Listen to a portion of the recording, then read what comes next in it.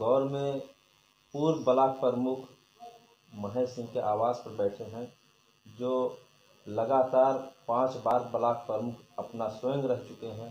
एक बार इनकी पत्नी रह चुके हैं और इसके अभी जो ब्लॉक प्रमुख चुनाव हुआ इसके पूर्व में इनके बेटे भी रह चुके हैं 5 साल ब्लॉक प्रमुख। इस समय कुछ शासन सत्ता ऐसा बदला और इसमें नाइंसाफ़ी हुई है इनके साथ में, नहीं तो इनके पुत्र फिर भी ब्लॉक प्रमुख रहते दोबारा। तो सर, हम इस समय 2022 विधानसभा चुनाव चल रहा है जी, जिसमें हम कुछ जानकारी आपसे लेना चाहते हैं इस विधानसभा चुनाव के बारे में। कल नहीं परसों मतदान भी होना है, तो इस समय ये चुनाव किस तरह से बदलेगी? पूरा प्रदेश में आज समाजवादी पार्टी की लहर चल रही है और उससे आगे बढ़ कर के इस विधानसभा में लहर है। यहाँ इस विधानसभा का नौजवान, किसान, सभी प्रबुद्ध समाज के लोग, जो वर्तमान में भारतीय जनता पार्टी का प्रत्याशी है, जो 5 वर्षों में क्षेत्रों में नहीं आया, आज पूरा विधानसभा क्षेत्र के सम्मानित नागरिक जनता सब उसके खिलाफ है और उसको इस विधानसभा से चुनाव हरा के भेजना चाहते हैं। बड़ी तेज़ी से की लोकप्रियता गिरी है। आज के दिन में कोई लड़ाई की स्थिति इस विधानसभा में नहीं, एक तरफा चुनाव समाजवादी पार्टी के पक्ष में। जो वर्तमान सरकार चल रही है सर, इस वर्तमान सरकार के दावे तो सब फेल हैं। जो भी कार्य कराए गए हैं, कहीं भी सड़क निर्माण नहीं कराया गया।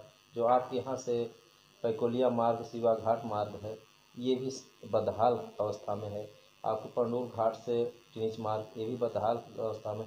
मोड़ घाट से आपका पैकोलिया मार्ग, ये भी बदहाल अवस्था में। ये कप्तानगंज विधानसभा क्षेत्र की ही बात बता रहा हूँ सर। इस 5 साल में कहीं कोई कार्य नज़र नहीं आ रहा है। हम भी दौड़े हैं।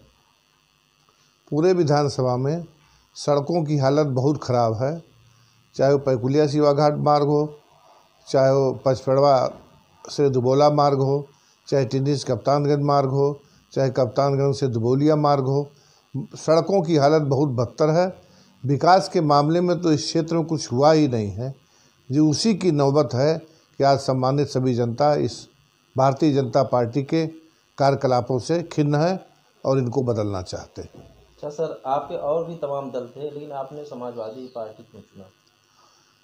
बचपन से जब हम राजनीति शुरू किए तो हम पिछड़े वर्ग के साथ रह करके ही राजनीति शुरू किए और माननीय मुलायम सिंह के नेतृत्व में हम लोगों की राजनीतिक शुरुआत हुई और इस नाते हम लोग माननीय मुलायम सिंह के सिद्धांतों को मानते हैं।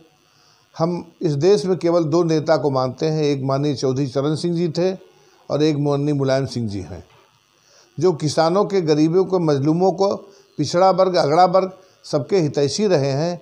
इस नाते हम बराबर इस समाजवादी पार्टी को पसंद करते हैं। इसके अलावा आपके पास है कोई प्रश्न का जवाब उत्तर देने के लिए, जो वर्तमान सरकार चल रही इसके खिलाफ या आने वाले विधानसभा चुनाव समाजवादी पार्टी के प्रति?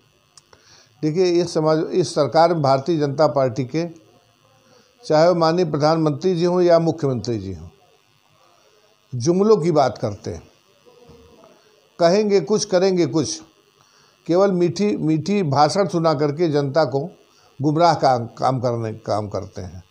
आज पूरे प्रदेश में बेरोजगारी बढ़ गई। आज पूरे प्रदेश में गरीबों का पलायन हो रहा, मजदूरी नहीं उनको मिल रही है, महंगाई चरम सीमा पर है। आज जो मजदूरी करके 200-250 रुपये की मजदूरी करके कमाते हैं, उनके उस 250 रुपये में परिवार का भोजन भी नहीं चल सकता।